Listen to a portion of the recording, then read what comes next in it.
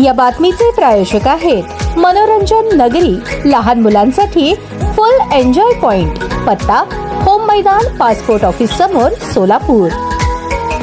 शहरात वेगवेगळ्या कारणावरून धरणे, मोर्चा, आंदोलने केली जातात। याची नोंद पोलीस दरबारी असते। समोरील गर्दी जास्त दिसली की अनेक जण चिथावणीखोर भाषणे करतात। त्यातून पुढे दंगली, भांडणे, तेढ, तणाव निर्माण होतो। या पार्श्वभूमीवर प्रत्येक सभा, मोर्चाच्या ठिकाणी जमलेली गर्दी व सभेतील प्रमुख नेत्यांच्या भाषणांचे व्हिडिओ चित्रणासाठी साध्या वेशातील पोलीस नेमले जात आहेत। सोलापूर शहरात दरवर्षी सरासरी 200 दिवस जिल्हा परिषदेजवळील पूनम गेट समोर धरणे, आंदोलने, मोर्चा निघतात। याशिवाय विविध ठिकाणी सभा होतात। जिल्हाधिकारी कार्यालयासमोर मोर्चा असतो, त्या ठिकाणी संबंधित पोलीस ठाण्याचा बंदोबस्त असतो। त्यासाठी स्थानिक पोलिसांकडून परवानगी देखील बंधनकारक आहे। संबंधित घटकाने त्यांच्या रास्त मागण्या कायद्याच्या चौकटीत राहून शासनापर्यंत मांडाव्यात अशी अपेक्षा असते। कायद्याचे उल्लंघन झाल्यास संबंधितांवर गुन्हे देखील दाखल होतात। याशिवाय सभांमधील भाषणांमधून सामाजिक शांतता बिघडली तर पोलीस अंमलदारांनी काढलेले व्हिडिओ चित्रीकरण पाहून त्यानुसार त्यासाठी कारणीभूत सर्वांवर गुन्हे दाखल केले जातात। दुसरीकडे कोणाच्या सभेला कोणते लोक येतात, किती लोक येतात, म्हणजे गर्दी किती होऊ शकते याचाही अंदाज पोलिसांना या